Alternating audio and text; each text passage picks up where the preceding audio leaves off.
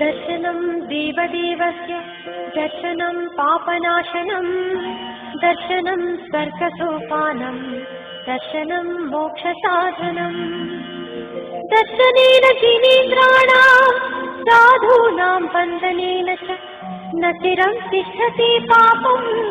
ನಮಸ್ಕಾರ, ನಾನು ತಿಪ್ಪೇಸ್ವಾಮಿ ನಾಗರತ್ನ ಶಿವಮೊಗ್ಗದಿಂದ.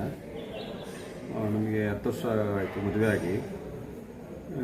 ಈಗ ಮಗು ಪ್ರಾಪ್ತಿ ಮಕ್ಕಳಾಗಿರಲಿಲ್ಲ, ಹಾಗಾಗಿ ನನಗೆ ಮಕ್ಕಳು ಬೇಕು ಅಂತ ಹೇಳ್ಬಿಟ್ಟು ದೇವಸ್ಥಾನಕ್ಕೆಲ್ಲ ಓಡಾಡ್ತಾ ಇದ್ವಿ. ಅವಾಗ ನಮ್ಮ ಕುಲದೇವತೆ ಹೋಗಿದ್ವಿ. ಕುಲದೇವತೆಯಲ್ಲಿ ಕುಲದೇವತೆ ದರ್ಶನ ಮಾಡಿ ಆಮೇಲೆ ಅವ್ರು ಹೇಳಿದ್ರು, ನೀವು ಪದ್ಮಾವತಿ ಟೆಂಪಲ್ಗೆ ಹೋಗಿ ಅಲ್ಲಿ ಆರೈಕೆ ಮಾಡ್ಕೊಳ್ಳಿ ಅಂತೇಳಿ. ಆಮೇಲೆ ನಾವು ಏನು ಮಾಡಿದ್ವಿ, ಪದ್ಮಾವತಿ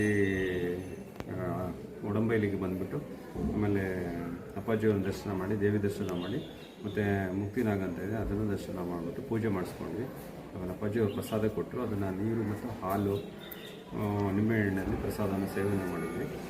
ಆಮೇಲೆ ದರ್ಶನ ಆಗಿ ನಮಗೆ 1 ವರ್ಷ ಆಯಿತು.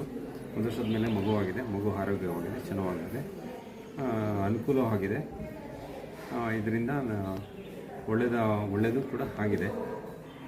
ಅಮ್ಮನವರ ದೇವಸ್ಥಾನಕ್ಕೆ ಬಂದು ಹರಕೆ ಮಾಡ್ಕೊಂಡಿದ್ವಿ. ಮಗುಗೋಸ್ಕರ ಹರಕೆಯನ್ನು ತೀರಿಸಿದ್ವಿ. ಬೆಳೆ ಮತ್ತು ನಮ್ಮ ಶಕ್ತಾನುಸಾರವಾಗಿ ಬೆಳ್ಳಿ ಬಂಗಾರ ಧನ-ಧಾನ್ಯಗಳನ್ನು ಕೊಡ್ತೀವಿ ಅಂತ ಹರಕೆ ಮಾಡಿದ್ವಿ.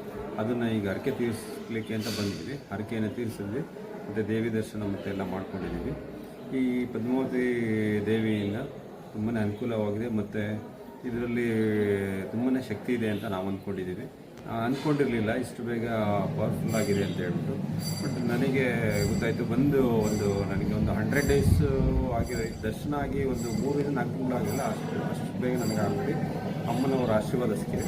ನಮಗೆ ತುಂಬಾ ಅನುಕೂಲವಾಗಿದೆ, ತುಂಬ ಪವರ್ಫುಲ್ ಇದನ್ನು ನಮಗೆ ಅನುಕೂಲವಾಗಿದೆ.